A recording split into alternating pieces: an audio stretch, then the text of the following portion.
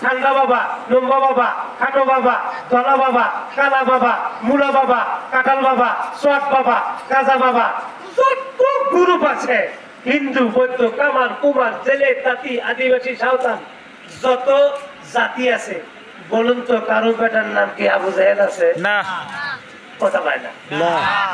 আবু তালেবের নাম এই নামে নাম আছে না নাই? আছে।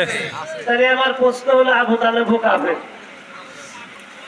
আবু জেহেলও কাফের, তাহলে আবু তালেবের নাম মানুষ ব্যবহার করে, আবু জেহেলের নাম ব্যবহার করে না। এই দুইটা নামের মধ্যে কারণ আছে না নাই? আছে। এইগুলা বিষয় বোঝার জন্য মানুষ মাহফিলে বসে।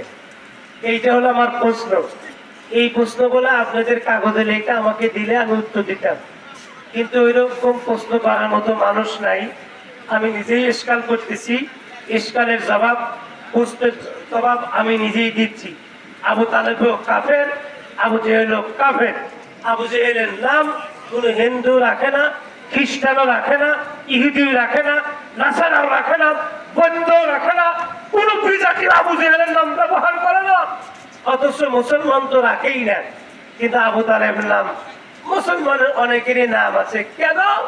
তাফসীরের মধ্যে দেখছেন সারা পৃথিবীর যত মুসলমান আছে 1,00,000 সাহাবায়ে কেরাম আছেন, সমস্ত সাহাবায়ে কেরাম, সমস্ত উম্মতে মুহাম্মাদি সকল নবীজির প্রতি মহব্বত কম বেশি আছে না নাই? আছে। আবু বকর সিদ্দিক কি নবীজি মহব্বত কম করছেন? আরো জোরে বলেন। এই পৃথিবীর মধ্যে নবীজির উম্মতের মধ্যে যতগুলা সদস্য, তার মধ্যে অন্যতম সদস্য হলো সিদ্দিকা আকবর।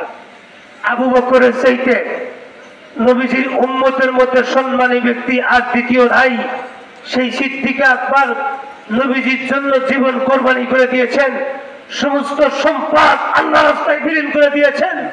খলিফাতুল মুসলিমিন হযরত ওমর ফারুক নবীজির পর্দান কাটার জন্য গিয়েছিলেন হেরেমে কাবাতে। নবীজির সুন্দর চেহারা দেখে ইসলামের মালা গলায় পরে নবীজির খাদেম হয়েছিলেন, নবীজির আশিক ছিলেন, হযরত আলীর আশিক ছিলেন, ওসমান গনির আশিক ছিলেন, আবু তালহার আশিক ছিলেন। সমস্ত সাহাবায়ে কেরাম নবীজির মহব্বত করতেন, ভালোবাসতেন।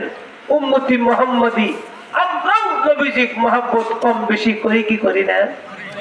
তাফসীরের মধ্যে লিখছে সমস্ত মানুষ সমস্ত উম্মতির মহব্বত এক পাল্লায়, আর আবু তালেবের মহব্বত যদি আর এক পাল্লা রেখে টান দেওয়া যায়, আবু তালেবের মহব্বতের নবীজির প্রতি মহব্বতের পাল্লা আমার মাওলার কাছে পারি হয়ে যাবে।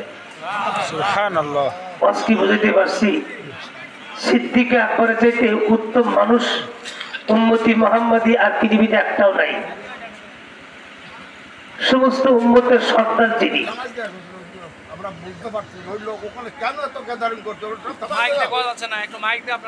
ভাইজান, যারা বাহিরে আমরা জ্ঞানজাম করতেছি, মাইকের সমস্যা হইলে আমি তো বলবো মাশাআল্লাহ যে মাইক এখন অনুকূলে হয়ে গেছে।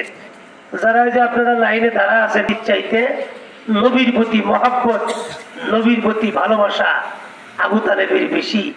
মুফাসসিরিনগণ তাফসীরের মধ্যে লিখছে।